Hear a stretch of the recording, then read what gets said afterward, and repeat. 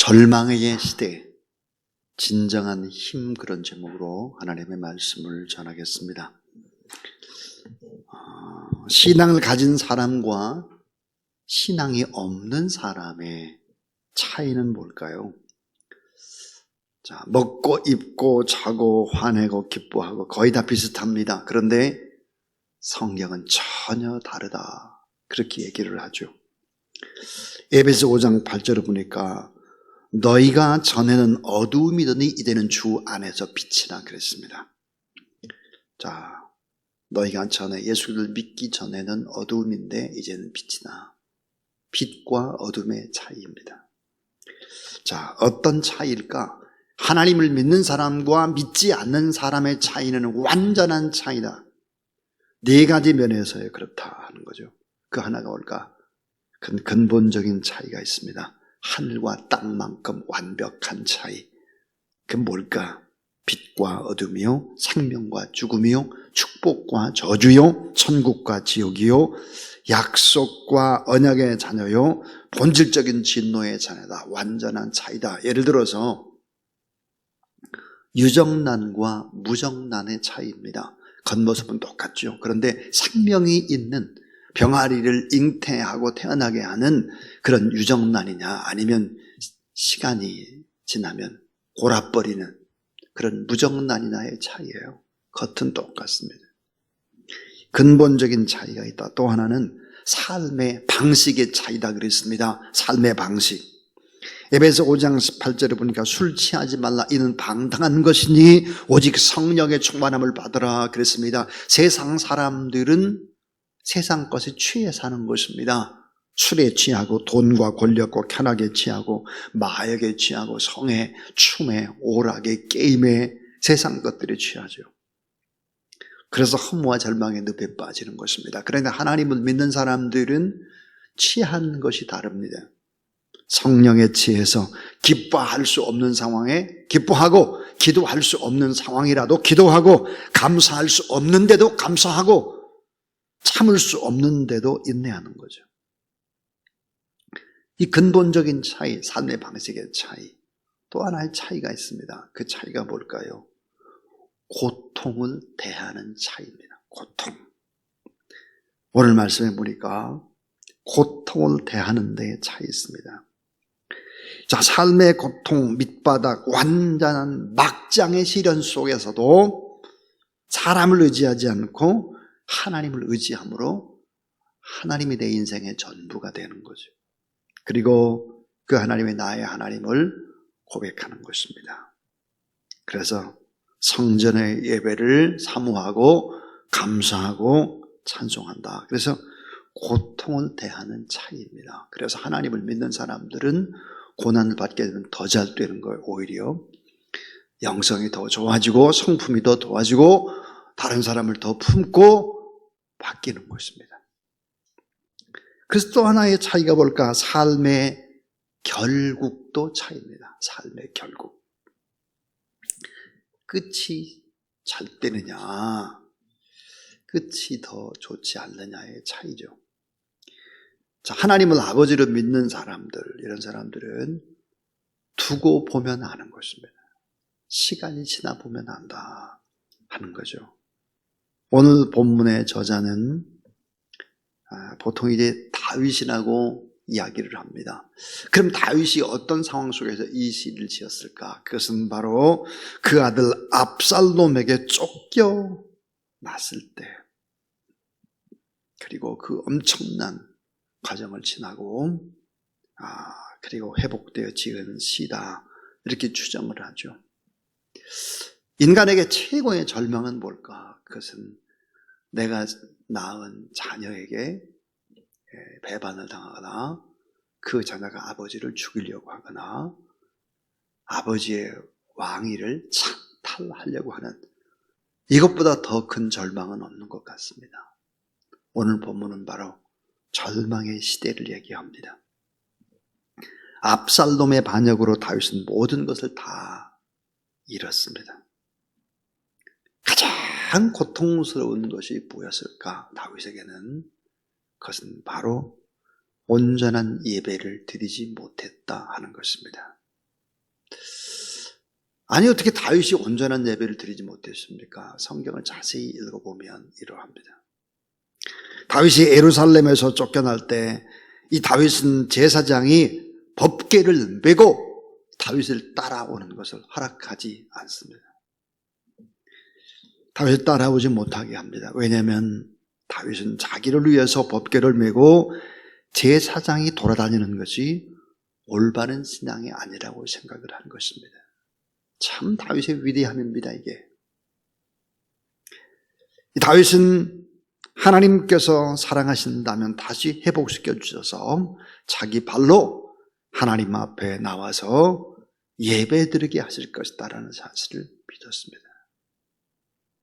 그래서 가장 고통스러운 것은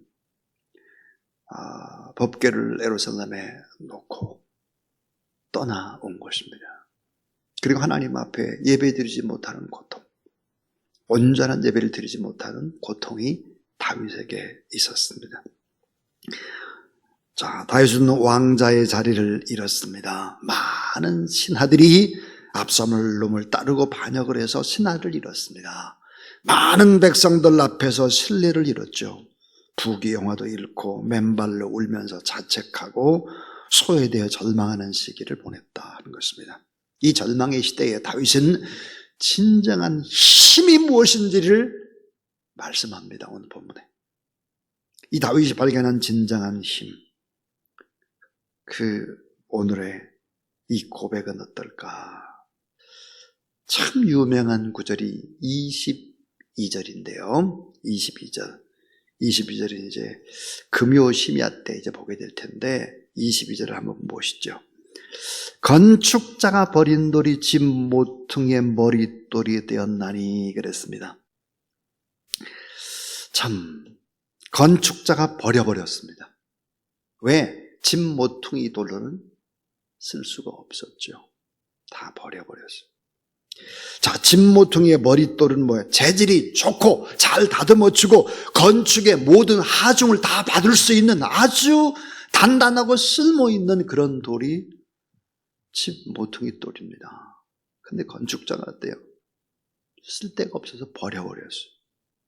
용도에 맞지 않는 돌, 쓸모없는 돌, 부적합한 돌, 쓰레기처럼 버려버린 돌.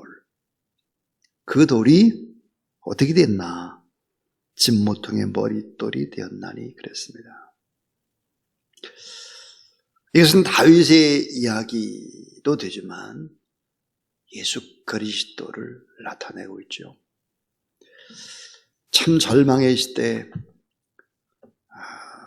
건축자가 다 버려버린 쓸모없는 돌처럼 그렇게 전락한 그런 모습들을 보여줍니다. 어떻게 이 절망의 시대에 이 모든 어려움들을 이겨낼 수 있었을까? 오늘 이 본문 속에서 몇 가지를 나눠보고 또 수요 예배나 또 금요 심야를 통해서 시편 118편을 한번 다 보도록 그렇게 하겠습니다. 자, 첫 번째입니다. 첫 번째는 하나님의 모든 섭리는 선한 데 초점을 맞추고 있다 하는 것입니다. 하나님의 모든 섭리는 선한 데 초점을 맞추고 있다. 다윗은 절망의 시대에 이것을 믿었습니다. 오늘 시편 118편 1절에 보니까 여호와께 감사하라. 그는 선하시며 그 인자하심이 영원하미로다. 이게 선하다는 뜻이 뭘까요? 선하다는 뜻은 참 좋은 그런 말이에요. 참 번영, 참 보호, 참 이익이라는 뜻입니다. 그래서 구약성경에 560번 이상이 나오는 말이죠. 하나님께서 우리를 향한 뜻은 뭐야? 좋은 뜻이다, 선한 뜻이다, 번영과 형통의 길로 인도한다. 그러니까 모든 섭리는 선한 데 초점을 맞추고 있다. 지금 자신이 압살롬에게 쫓겨서 고통을 받고 절망을 하고 모든 것을 다 잃었다고 할지라도 하나님의 섭리는 언제나 선하다 하는 것입니다. 변함없는 사랑으로 믿어주시고 끝까지 포기치 않는 하나님은 언제나 선하다. 이런 것을 믿은 것입니다. 요셉의 인생을 생각해 보면 그렇죠. 요셉이 형들에게 팔리고 결국은 노예로 끌려가고 고통당하고 감옥에 갇히고 이런 엄청난 환난의 과정을 거치면서도 모든 것들을 다 용서할 수 있었던 이유는 하나님의 섭리를 믿었기 때문입니다. 자, 오늘 이사야 25장 1절에 보니까 여호와의 주는 나의 하나님이시라 내가 주를 높이고 주의 이름을 찬송하오리 주는 기사를 옛적에 정하신 뜻대로 성실함과 진실함으로 행하셨습니다. 그랬습니다. 자, 옛적에 정하신 뜻대로 성실함과 진실함으로 행하셨다. 선하게 이끄신다 하는 것입니다. 예수님께서 마태복음 10장 29절 31절에 보니까 참새 2마리가 한 아사리온에 팔리는 것이 아니냐. 그러나 너희 아버지께서 허락하지 아니하시면 그 하나도 땅에 떨어지지 아니하리라. 너희에게는 머리털까지 다 세신 바 되었나니 두려워하지 말라. 너희는 많은 참새보다 귀하니라. 그러니까 머리털까지 다 세신다. 참새 2마리도 팔리고 땅에 떨어지고 이것도 다 하나님의 선하신 뜻이 있다. 우리의 구원도 에베소 1장 11절에 모든 일을 그의 뜻에 결정대로 일하신 이의 계획을 따라 우리가 예정을 입어 그 안에서 기업이 되었으니 그랬습니다.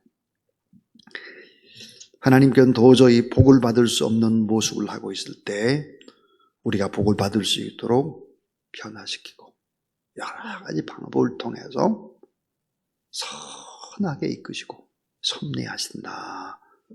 이것을 믿었습니다. 자, 절망의 시대 우리에게 힘이 되는 것이 무엇일까? 두 번째는 어려운 시련 중에도 철저히 하나님만 붙잡은 것입니다. 하나님만 붙잡고 하나님께만 의지하고 신뢰하고 기도했다 그 말이죠. 5절을 봐주세요. 5절 시편 118편 5절 말씀 우리 한번 같이 한 목소리로 5절을 읽습니다. 시작. 내가 고통 중에 여호와께 부르짖었더니 여호와께서 응답하시고 나를 넓은 곳에 세우셨도다. 자, 보세요. 내가 고통 중에 그랬습니다. 이 고통이라는 단어, 고통 중에 여호와께 부르짖더니 여호와께서 응답하시고 나를 넓은 곳에 세우셨도다 그랬습니다. 이 고통이라는 이 히브리어 이 단어를 연구해 보면 원뜻이 운신조차 할 수 없는 좁은 곳이라는 뜻입니다. 자, 운신을 할 수 없어요. 몸을 어떻게 움직일 수가 없는 좁은 곳이에요. 고난의 상태를 말해주죠. 그때 하나님 앞에 간절히 기도했더니 넓은 곳으로 그렇게 나를 세우셨다 그랬습니다. 사방이 다 막혀 있어서 몸 하나 움직일 수 없은 그런 좁은 곳에서 위기 중에 절망 중에 하나님 앞에 무릎 꿇어 기도했더니 넓은 곳으로 세워주셨다. 우리가 하나님 앞에 참 너무너무 어려운 상황 속에서 하나님 앞에 기도를 하게 되면 하나님은 문제 해결에 구원의 밧줄을 던져주시죠. 위급한 순간일수록 더 철저히, 어려운 시련 중에도 더 간절히 하나님만 붙잡고 하나님만 의지하고 그렇게 나갈 때 하나님이 나를 그 좁은 고통의 그 골목에서 넓은 곳으로 다시 세워주셨다라고 고백을 합니다. 자, 요나서 2장 2절에 보니까 요나도 똑같은 경험을 했죠. 이래도 내가 받는 고난으로 말미암아 여호와께 불러 아뢰었더니 여호와를 간절히 불렀던 곳이 어딜까 하는 겁니다. 수월의 뱃속이었습니다. 이래도 내가 받는 고난으로 말미암아 여호와께 불러 아뢰었더니 주께서 내게 대답하시고 내가 수월의 뱃속에서 부르짖었더니 주께서 내 음성을 들으셨나이다. 그랬습니다. 우린 다 목회자들입니다. 여기 평신도가 아무도 없어요. 제가 오늘 참 설교하기가 편합니다. 그래서 평신도 한 사람이 있으면 제가 이런 얘기 못합니다. 목회자들이 정말 믿음이 좋아야 합니다. 목회자와 목회자의 가족들이 믿음이 좋아야 돼요. 믿음이. 정말로. 하나님만 붙들고 하나님만 의지하고 하나님이 도와주시지만 안 된다라고 하는 100%의 신뢰와 확신을 가지고 우리가 하나님 앞에 나가지 않으면 안 된다 하는 것입니다. 자, 이 세 번째는 점점점 깊어지고 있습니다. 자, 첫 번째가 모든 섭리는 하나님의 선한 데 초점을 맞추고 있다. 어려운 시련 중에도 철저히 하나님을 붙잡고 기도한다. 그러다 보면 생겨나는 것이 세 번째입니다. 그게 뭘까?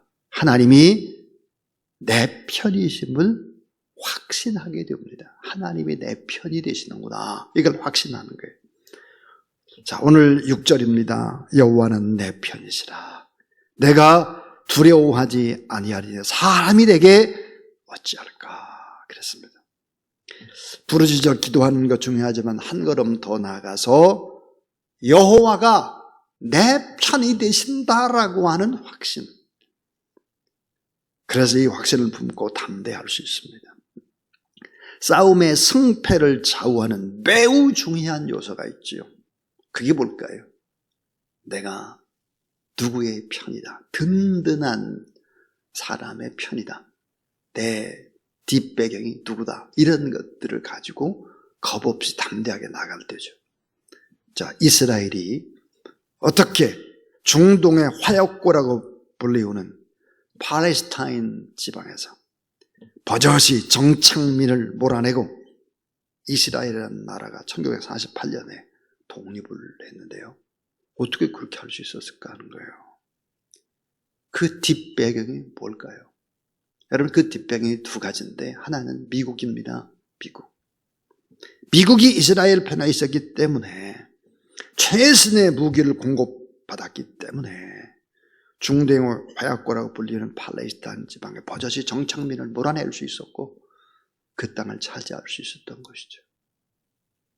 또 하나는 다시 시온으로 돌아가야 된다. 시오니즘. 하나님이 함께하는 그 땅으로 가야 된다라고 하는 그런 생각들이죠.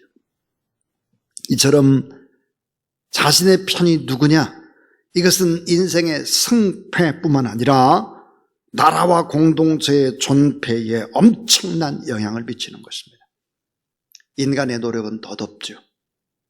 인간의 노력은 부질없고 연약합니다. 그러나 하나님이 우리를 도와주시고 하나님이 우리 편이 되어주신다면 이것은 다시 시작하고 다시 회복할 수 있다.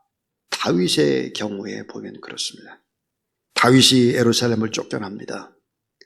눈물로 그렇게 이제 가는데 요단 동편으로 갔습니다. 요단 동편에 보니까 하나님이 준비해 놓은 사람이 있었죠. 누구였을까요? 바실레입니다. 바실레. 이 바실레라는 부자가 있었습니다. 다윗과 그 지친 신하들, 그 일행들에게 필요한 모든 것들을 공급해 주는 것입니다. 하나님이 예비한 사람이었죠. 그래서 7절부터 9절의 말씀을 보면 놀라운 진리의 말씀으로 이어집니다. 그게 뭘까요? 자, 7절을 한번 보시면 7절 여호와께서 내 편이 되사 나를 돕는 자들 중에 계시니 그러므로 나를 미워하는 자들에게 보응하시는 것을 내가 보리로다. 자, 여호와께 피하는 것이 사람을 신뢰하는 것보다 나으며 여호와께 피하는 것이 고관들을 신뢰하는 것보다 낫도다 그랬습니다.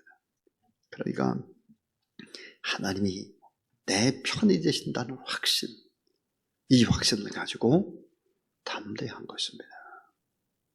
다윗은 하나님이 내 편이 되신다라는 사실들을 경험적으로 많은 부분들을 다시 알게 된 것입니다. 자, 이제 마지막 네 번째 이야기입니다.